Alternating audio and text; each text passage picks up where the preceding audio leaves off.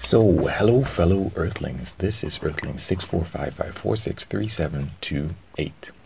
And seeing as I had a longer piece on Kalila the other day, I figured I would talk about Bobby Lee and what I think about him. If you'd like, could you hit that like button? If anything in the past you've liked, and if you think you might like this one, share, subscribe, all that other YouTube feedback. As you always, I'm gonna go into a little bit of a bragging session about myself. Well, I have lost more than 100 pounds from my heaviest, kept it off for more than 5 years at this point. I have a couple of degrees, I have traveled a bit, and I used to be an army reservist, and that dog is really barking. Anyway, Bobby Lee and Tigerbelly and Kalila. Couples break up oh so often in real life and in Hollywood. I don't know what the divorce rate is going to be in Hollywood, if it's higher or not. I should look that up. I should put a note to myself about that. But I probably can't in the middle of this thing. Anyway, it's a mixed bag, but it is more positive than negative with respect to how I feel about Bobby Lee, because he is in many ways so honest, but at the same time he is also somewhat deceitful. Thankfully, Kalila is present to kind of check that.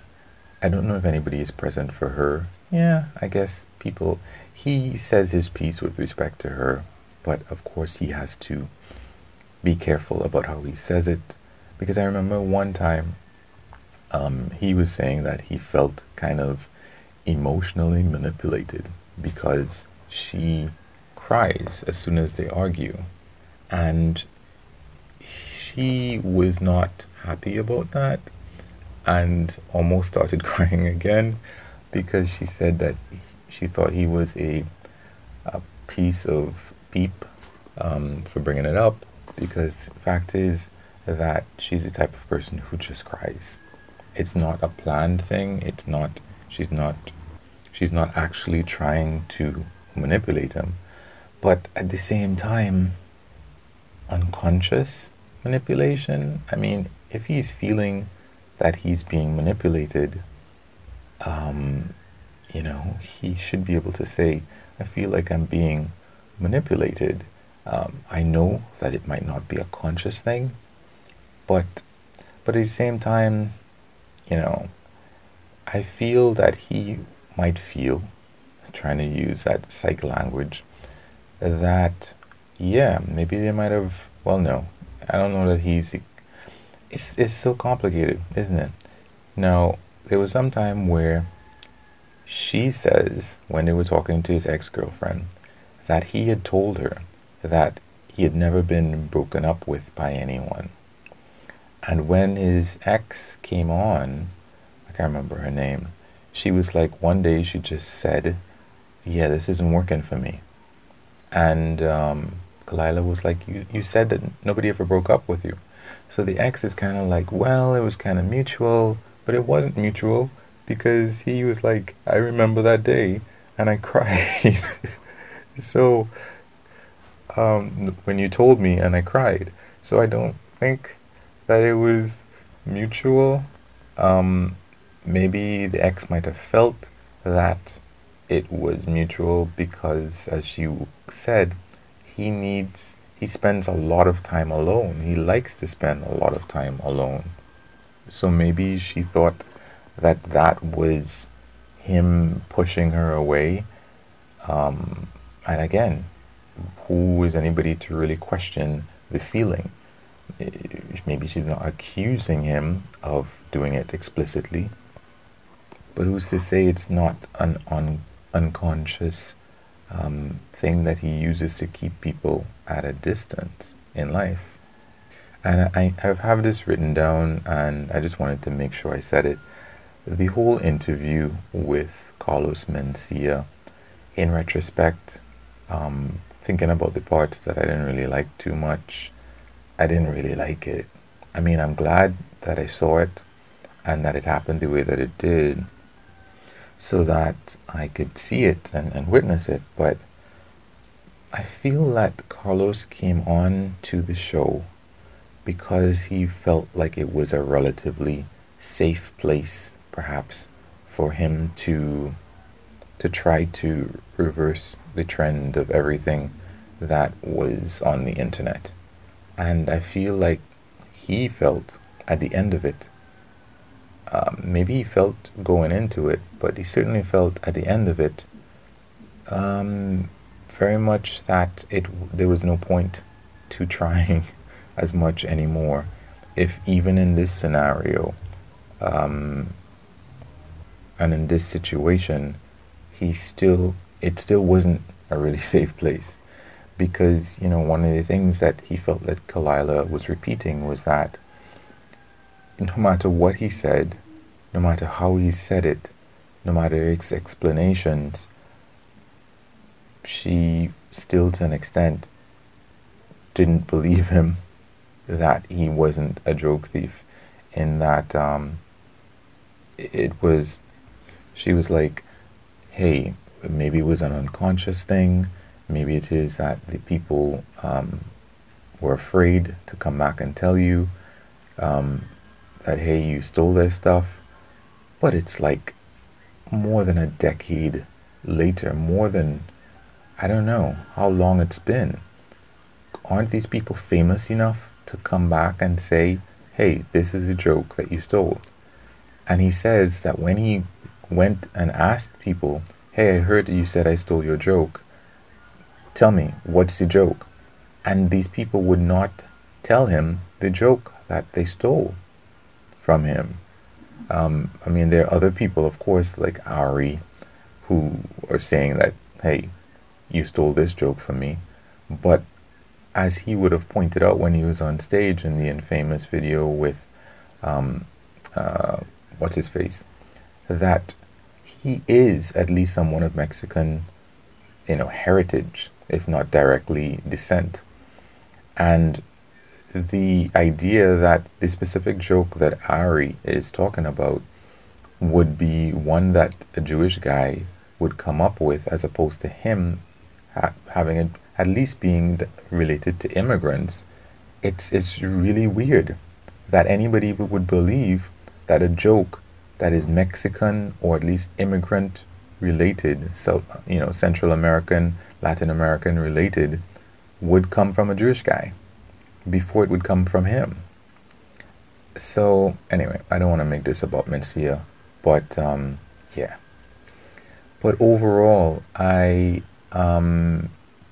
with respect to Bobby Lee, I like his vulnerability, in that he would say that, when he was 5 years old, and that might be something that he made up, when he was 5 years old, he looked at the size of his parents and he just thought, I'm effed.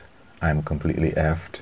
They are not able to, of the size to protect me and for me to get anywhere in this world. And maybe he made that up. Maybe it was just a sense of vulnerability and fear that he saw. He thought when he saw the size of his parents compared to other people. And it has to be said that it's kind of interesting that it's not that Kalila had that point of view, but it is revelatory, I hope I said that word right, that Kalila says that when she first met either Bobby himself and his family or his parents, that she genuinely 100% thought that they were little people. And if this is what your third person, your close to you third person is telling you genuinely, then that is just corroborating what you're saying, that yeah, you really would feel vulnerable in a world where there's nobody directly related to you that you feel could protect you in. And I wonder if little people feel that way as well. Of course, the Hollywood side of Bobby is not really as, it's kind of nice, but it's not really that nice. Larry King, I think it was, who said that the key to show business is sincerity. And once you can fake that, you have it made. Maybe somebody else already said it before Larry King and he just continued it. But I think he said that somebody else told him that, yeah. So Bobby Lee's sincerity, quote unquote, at the beginning of every show when he's going to introduce his guest and he's giving a heartfelt, saying good things about them is interesting. If it's the first time you've heard it, you're like, wow, that's kind of nice. That is cool. He's giving all of these superlatives. But you can't always give superlatives. It's kind of like when I listen to or I watch the Breakfast Club, and it's like, morning everybody, it's DJ Envy, Angela Lee, Charlemagne the God, and we have a special guest in the building, blah, blah, blah. But he says that every single time. Everybody, literally everybody, is a special guest in the building. So it means nobody's special, but you can't stop saying it because everybody expects you to say it, for them at least. Or if Steve Harvey is on Family Feud and he's like, hey everybody, we've got a good one for you. Yeah, except that's what you say every day. You have a good one for us. And I'm sure, maybe it is a good one. But then they're all good ones. This family against that family. So, yeah. It is. But, at least there are some nice stories that are in there when he's introducing his guests. So, and he is honest to himself, and he agrees with Kalila when she says that, yes, Bobby has no backbone whatsoever, and he will completely capitulate to whatever it is that's going on. Like, I think, and this is part of the sad thing with Mencia, when, he was on Joe Rogan, and he is making it seem as if Mencia sent all of these goons to get him to say something that he didn't want to say. And then he goes along with it on other occasions when other people are like, yeah, I was listening to you and I realized that you didn't want to say that. And I'm like, ugh. But, and yeah, sorry to go back to Mencia, but it's kind of like Mencia is thinking, I took this guy, and I do take everybody else, which is kind of Hollywood, or it's kind of, hey, I want to do something special for these special people in my life, and they happen to be more than one of you. Where he took people to, I think it was Honduras, where his family lives, and they spent a couple days or a couple of weeks there, seeing what it really was like. And, Kalila herself, she's met his family, Mencia's family, and they're all great. And here it is that, at one point he was like, you've seen me create an act out of nothing, and you still think that I would resort to stealing jokes? And Bobby Lee was, hi. It was just, Mencia was just exposing himself, and he did on many different other podcasts. He was exposing himself and saying, what sense does it make for me to be this alleged thief when I'm already on top of the world, kind of thing? And I have to say that really is not really the best defense, because there was that guy, that famous news correspondent, who was embellishing the fact that people had shot at his plane, and it turns out they'd never shot at his plane at all. And I don't know that he's around anymore. It kind of really dented his career, which was really up there. And then there are other people who kind of lie, unfortunately. But still, I don't know. But anyway, Bobby Lee. I love the honesty, and I guess that's what I really attracts me to so many of these podcasts. People just exposing so much of themselves.